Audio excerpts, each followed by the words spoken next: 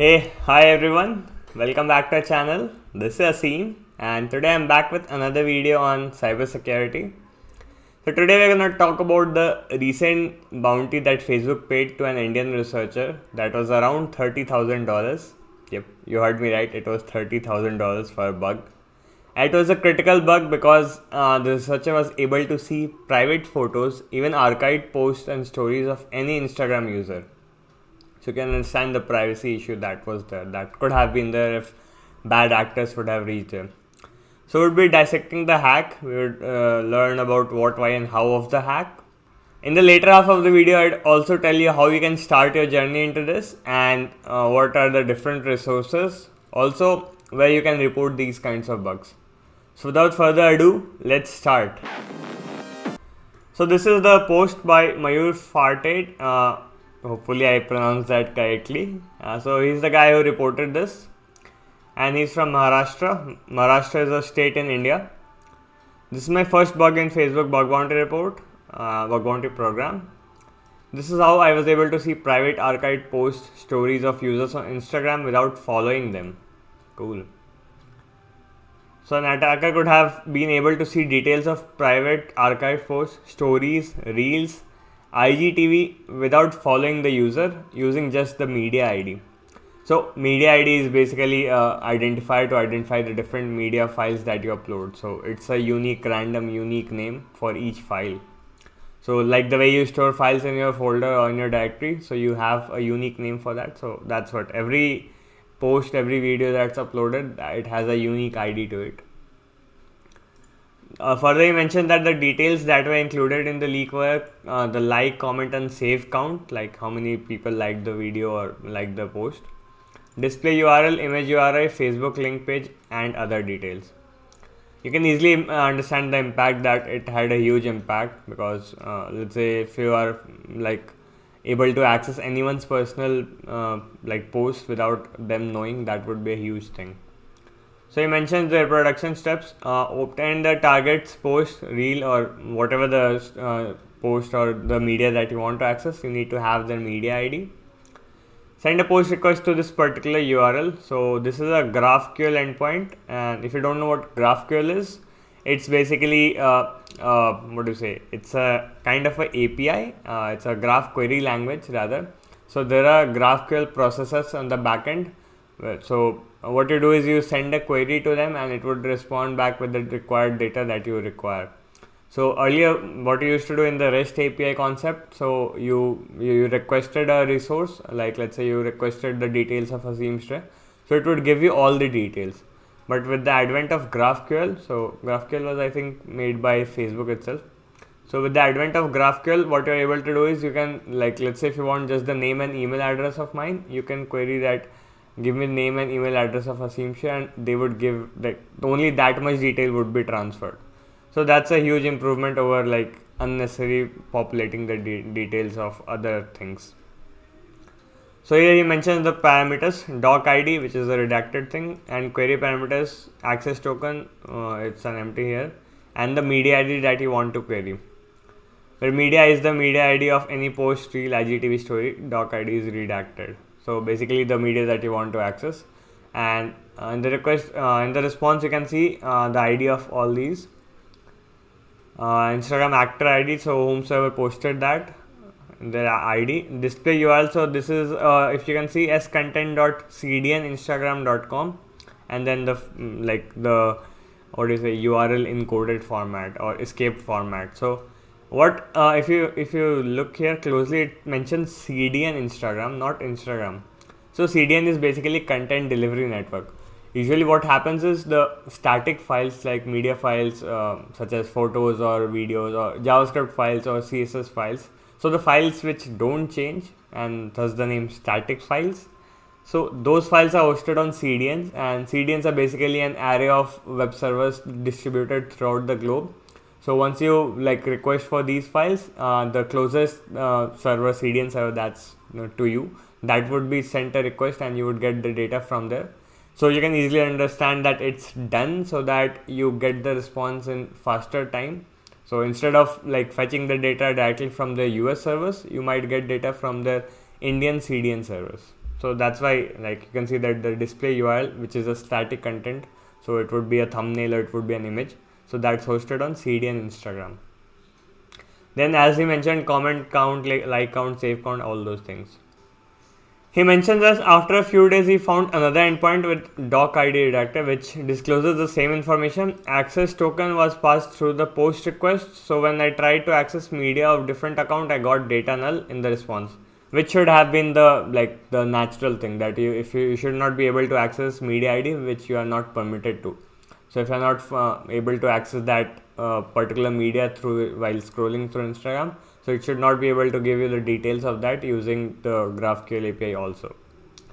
So he mentioned the steps that go to this, again the same endpoint, v1 adds GraphQL. Parameters are again access token and variables are query parameters, access token values, empty here, media ID, fetch act ID false, and server timestamp doc ID, all these things. Where media ID is the ID of any post, reel, IGTV, all those things. Access token is a valid Facebook access token in this case, and you can see that the response is data null. Then what he did was, and this is kind of a new thing that he did, he changed the access token to null, not as an empty value, rather the null value. And they got access to the information. Also, the same endpoint is disclosing Facebook page linked to an Instagram account, but Facebook page and Instagram account link is public. You can see here. So the new request looks like this: access token equal to null. Earlier this was, he tried with empty and other access token like Facebook access token, but that didn't give him a valid response. Someone else's document, he was not able to access that, so he changed it to null, and now he was able to access those details again. Instagram has changed the above endpoints, and there's the timeline. In 16th April he sent the report. On 15th June he was awarded, so it's almost April, May, June. So it's almost 2 months. So yeah, and he was awarded $39. Facebook mentioned that your report highlighted a scenario that could have allowed a malicious user to view targeted media on Instagram. This scenario would require the attacker to know the specific media ID. We have fixed this issue. Thank you again for your report. We look forward to receiving more reports from you in the future. So that's it. I mean, that was the whole bug. What was the bug you got it? Why it was there? It was there because there was no proper check on this access token value, and in the earlier case there was no proper check on the who was trying to access it. So it could be an authorization issue. So kind of a IDOR, because you can iterate over media IDs and you can insecure direct object reference. So you can directly get that data of that ID of that particular resource. And how we have already discussed how it happened. So let's analyze why this was awarded such a huge bounty. You might think that that's not a very hard thing. Even I could have done that, and I agree that the execution was not a hard thing. Finding this might be a hard thing because there are thousands of URLs going on, and which parameter to change and what to change, that could be a hard thing.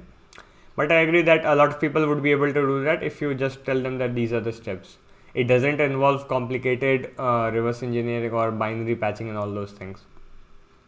So you might say, so why was he awarded such a huge bounty? So if I show you the risk matrix, so that basically answers to your question, that because it was an easy to find bug, so it was, and it had a very huge impact, so that's why it was awarded a huge bounty. I read recently somewhere that Facebook was fined above $500,000 in EU because of the GDPR compliance issue that led to leakage of some data of Twitter. Sorry, it was the Twitter thing. I would add a screenshot of that also here. So this is the graph, and on the basis of this, the bug bounty payout is decided. So because this the likelihood, or rather the ease of exploiting that bug was very easy, so it was in these types of category, almost certain, likely, and possible. So it was in the possible category, I would say. And consequence was severe because critical data, customer data, is the most critical thing that any company has to protect, and that's why the security teams are there. So I would say this belonged to the extreme category, and that's why it was awarded such a huge bounty. Now coming to the next question, say Asim, okay, that's fine. Now let me know how I can go on with this. So I've already made a lot of videos on these, like my whole channel is dedicated to making videos on these kinds, how you can go about finding bugs in web applications. I've recently started with the mobile pen testing also, but the API testing is almost the same like any other web application bugs. That's one thing, but there are a lot of good other resources. I've talked about those in my previous videos as well. Rather, I would also talk about them right now. So you can check Portsugar Labs. So they have proper documentation and tutorial, and then they have practice labs, which are very good. I would definitely suggest anyone, and these are all free, so don't need to pay a penny for that. Apart from that, like the other thing that people would have asked, okay, now I've learned these things, now where should I go and start finding them? Because for Facebook, it's an easy, like you just go to this facebook.com/whitehat. Whereas if you want to like go for like searching for other, these are called bug bounty programs. So what you would do is, like, let's say if you want to find Google's bug bounty program, so just type Google bug bounty program and you might find a link or two there, like program rules are there. If let's say you want to see about Grofers bug bounty program, because I was working there. So this is the Grofers public bug bounty program. If you want to say Gojek's bug bounty program, so you can just go and search for Gojek bug bounty program. So these are the way you can find. There are multiple platforms for this, like there's HackerOne, there's Bugcrowd, there's Integrity, and a lot of other platforms. You can search for bugs on these also. Like they have a lot of list of programs where you can search for that. I've talked about in the bug bounty series. I think you can check those videos as well. With that said, let's wrap this up. Hopefully you enjoyed this. Have a nice day. Stay safe. Stay home.